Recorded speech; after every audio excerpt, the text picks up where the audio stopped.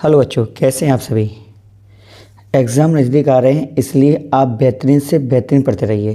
Chemistry की इस video में मैं आपको समझने जा रहा हूँ फिनॉल, यानी कि फ़िनॉल की जो कन्वर्ट जो रिएक्शन से होती हैं, यानी फ़िनॉल से कोई भी अन्य जो कंपाउंड है वो किस तरीके से बनाया जाता है। इसके लिए बहुत ही शॉर्ट वीडियो तैयार कर रहा हूँ जिससे आपको ये बेहतरीन समझ में आ सके। 2024 के जो एग्ज़ाम के लिए ये जो रिएक्शन है काफ़ी इम्पोर्टेंट रिएक्शंस हैं। अब हम आगे बढ़ते हैं। जो फिनॉल है वो आपका एरोमेटिक हाइड्रोकार्बन है, जिसमें अगर देख लिया जाए तो हाइड्रोक्सी इसमें OH समूह जुड़ा रहता है। अब इसकी जो कन्वर्ट रिएक्शंस हैं, यानी कि किस तरीके से फिनॉल को बदला जाए, तो उसके लिए सबसे पहले मैं आपको बता रहा हूँ जो बहुत ही मोस्ट इम्पोर्टेंट है कि इसको किस तरीके से एनिसॉल में बदला जाए, यानी फिनॉल जो है वो किस तरीके से आपकी एनिसॉल में बदली जाए। किसमें? एनिसॉल। अब ये एनिसॉल अब आपका है क्या, तो ये बात कह सकते हैं जो आपका मेथॉक्सी बेंजीन है उसे हम क्या बोलते हैं? एनिसॉल कहते हैं। इसकी हम सिंपल सी रिएक्शन देख ले रहे हैं किस तरीके से इसे एनिसॉल में बदलेंगे। तो वो क्या कह रहा है कि फिनॉल को कन्वर्ट करिए एनिसॉल में। तो मालूम फिनॉल होता क्या है? फिनॉल आपका होता है C6H5OH। क्लियर है? ये आपका फिनॉल है। और वो बात कह रहा है कि आप इसको एनिसॉल में यानी मेथॉक्सी बेंजीन में इसको तैयार करिए। तो मेथॉक्सी बेंजीन का सूत्र क्या होता है? C6H5OCH3। ये जो आपका सूत्र है, ये सूत्र आपका एनिसॉल का कह सकते हैं या फिर मेथॉक्सी बेंजीन का कह सकते हैं। क्लियर है? अब इसमें अगर एनिसॉल तैयार करेंगे, फिनॉल से अगर एनिसॉल तैयार करेंगे तो CH3 को लाने के लिए हम क्या काम करेंगे? इसमें मेथिल आयोडाइड का यूज़ करेंगे। यानी कि जब भी फिनॉल की अपक्रिया मेथिल आयोडाइड के साथ में कराई जाती है तो उत्पाद के रूप में आपका एनिसॉल या फिर मेथॉक्सी बेंजीन प्राप्त हो जाता है। कैसे? C6H5O और यहाँ से ले लेंगे CH3। अब आपका जो H बचा है वो I से रिएक्शन करके क्या बना लेगा? हाइड्रोजन आयोडाइड आपका क्या कर देगा? अलग कर देगा। क्लियर है? आगे बढ़ते हैं। जो रिएक्शन मैं आपको अब समझाने जा रहा हूँ ये बहुत ही इम्पोर्टेंट रिएक्शन है। रिएक्शन क्या है? फिनॉल को किस तरीके से पिक्रिक अम्ल में बदला जाए, या फिर अगर रिएक्शन आ जाए कि फिनॉल को चेंज करिए 2,4,6 ट्राइनाइट्रोफिनॉल में, तो जब भी यही आपका जो स्ट्रक्चर है 2,4,6 ट्राइनाइट्रोफिनॉल, इसी को हम पिक्रिक अम्ल बोलते हैं। अब जब भी मैंने आपको काफ़ी बार समझाया है, जब भी आपकी डिजिट आ जाएं तो हमेशा ये स्ट्रक्चर से ही तैयार होंगे। तो इसके लिए हम क्या काम करेंगे? फिनॉल का सबसे पहले हम स्ट्रक्चर लेंगे। फिनॉल का स्ट्रक्चर सबसे पहले हम तैयार करते हैं।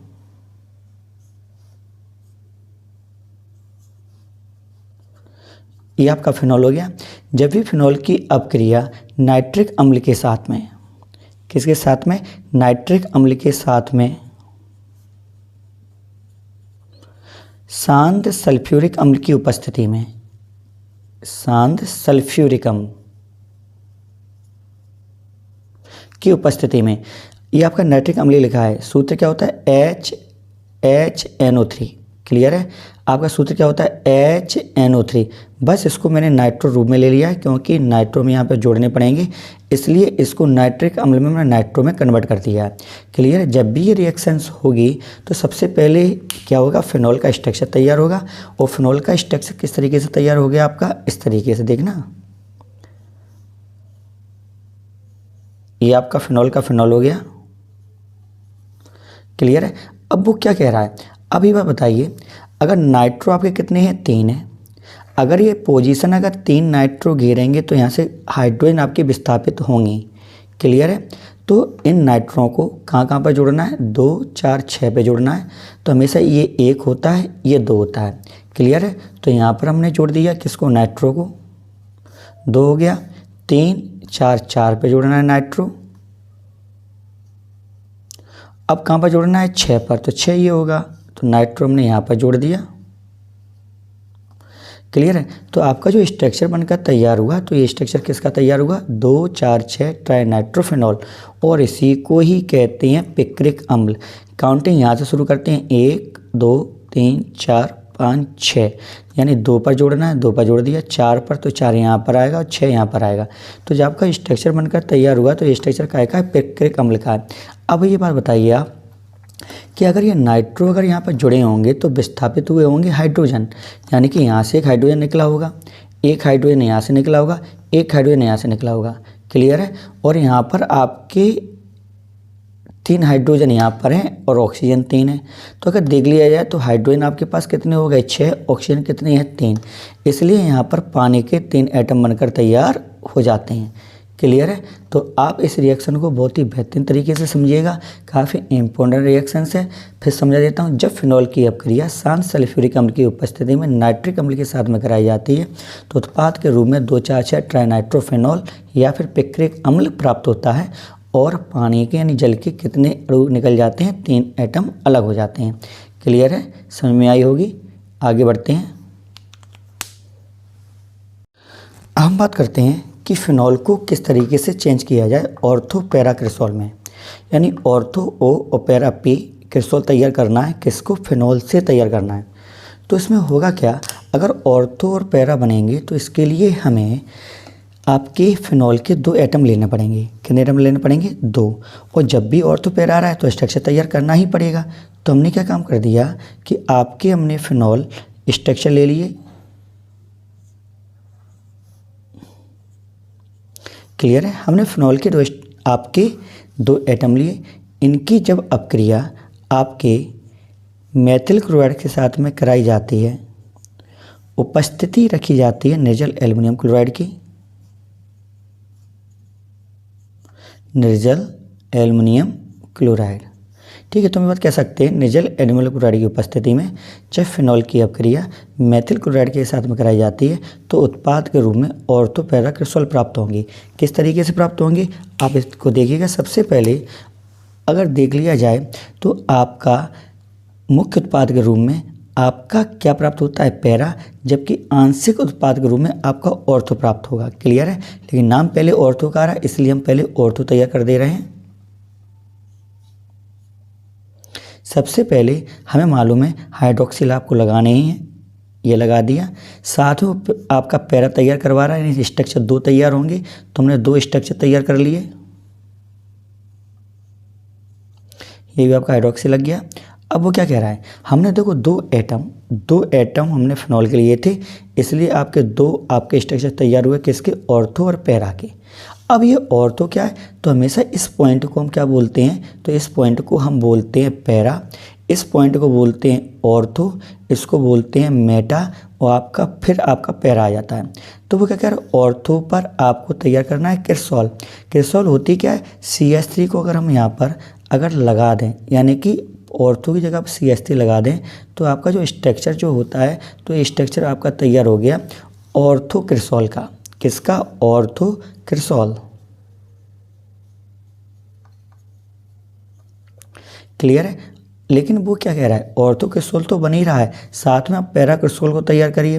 तो हमें मालूम है ये आपका पैरा होता है, लेकिन पैरा पे पहले से हाइड्रोक्सी जुड़ा हुआ है, तो आपका ये क्या होगा, तो ये आपका जो ये पॉइंट होता है ये आपका कहलाता है ऑर्थो, ये आपका कहलाता है मेटा, जबकि आपका फिर पैरा कहलाएगा। और पैरा पर किसको जोड़ना है, क्रिसोल, यानी कि CH3 मेथिल को जोड़ देंगे। क्लियर, मेथिल और जो हाइड्रोक्सी जो एटम बेंजीन रिंग के साथ में जुड़ते हैं तो इसको क्रिसोल बोला जाता है। अब आप ये बात बताइएगा, यदि यहाँ से H विस्थापित होगी, जब अपने पास फिनॉल के 2 एटम हैं और 2 एटम में एक बार यहाँ पर CH3 जुड़ा है, एक बार यहाँ पर CH3 जुड़ा है, तो यहाँ से 2 हाइड्रोजन निकली होंगी। वो 2 हाइड्रोजन Cl से रिएक्शन कर क्या तैयार कर देंगी, तो यहाँ पर तैयार कर देंगी 2HCl। क्या तैयार कर देंगे, 2HCl। तो आपके जो ये स्ट्रक्चर जो बने हैं, तो ये स्ट्रक्चर काहे के हैं, ऑर्थो पैरा क्रिसोल में। हाँ, इसमें ध्यान रखना है कि आपका जो ऑर्थो है ये अल्प उत्पाद कहलाता है, जबकि आपका जो पैरा क्रिसोल है ये मुख्य उत्पाद कहलाता है। क्लियर है, आगे बढ़ते हैं। हम बात कर रहे हैं फिनॉल से किस तरीके से बेंजीन को प्राप्त किया जाए। तो जब भी फिनॉल से बेंजीन को प्राप्त किया जाता है तो इसकी बहुत ही सिंपल रिएक्शन होती है। रिएक्शन क्या होती है, जब फिनॉल की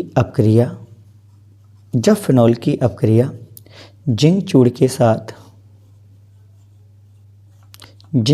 साथ कराई जाती है, जिंक चूड़ के साथ कराई जाती है तो उत्पाद के रूप में हमें बेंजीन प्राप्त होता है। उत्पाद के रूप में हमें बेंजीन प्राप्त होता है। किस तरीके से? तो C6H5 C6H6 कैसे हो गया?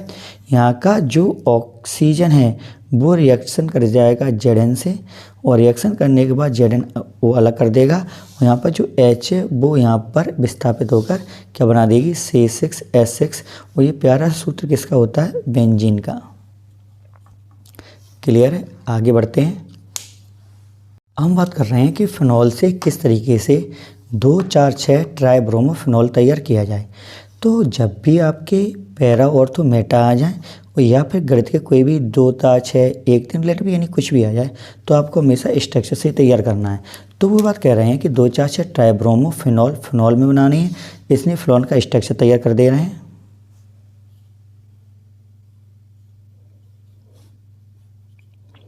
क्लियर है? अब होगा क्या, जब भी ब्रोमो अगर मैं तैयार करने हैं तो ब्रोमीन तो लेने ही पड़ेंगे। अब कितने हैं? 1 2 3। जब 3 है तो 3 हमें क्या करना पड़ेगा? ब्रोमीन आपके एटम लेने पड़ेंगे। तो हमने क्या काम कर लिया?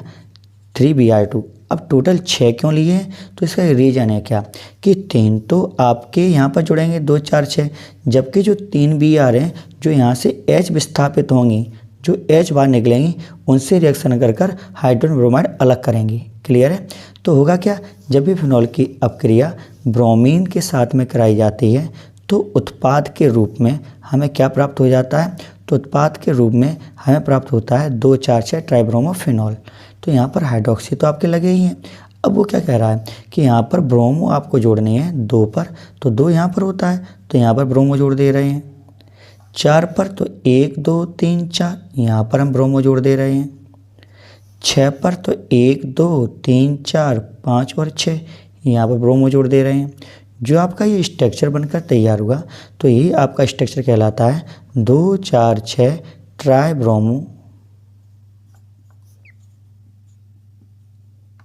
ट्राइब्रोमोफिनॉल। क्लियर है?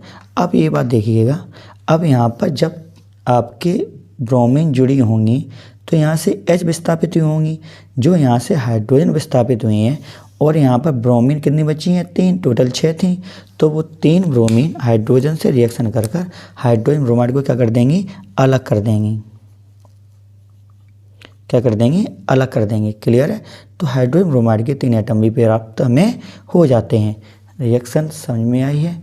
क्लियर है? फिनॉल की जो चेंजिंग्स हैं वो मैंने 2 पार्ट में तैयार किए हैं। पहला पार्ट तो मैंने आपके सामने तैयार किया है, जबकि जो दूसरा पार्ट है उसमें मुख्य रूप से बेकेलाइट्स आपके बनाए जाएंगे। सेकंड जो आपका है सैलिसैल्डिहाइड आपका तैयार किया जाएगा, जो आपने ये बात देखा होगा रीमन टीमन अपक्रिया से रिएक्शंस रखती है। जबकि तीसरी जो तैयार की जाएगी वो आपकी क्लोरोबेंजीन किस तरीके से तैयार की जाती है फिनॉल से। इसके अलावा कुछ अगर और चेंज होगा वो भी आपको बताया जाएगा। वीडियो लॉन्गली हो जाएगी, इसलिए इसको सिर्फ हमने दोनों पार्टों में तैयार किया है, पार्ट 1 और पार्ट 2। वीडियो पसंद आई हो तो लाइक शेयर करें, चैनल को सब्सक्राइब करें। जय हिंद, जय भारत।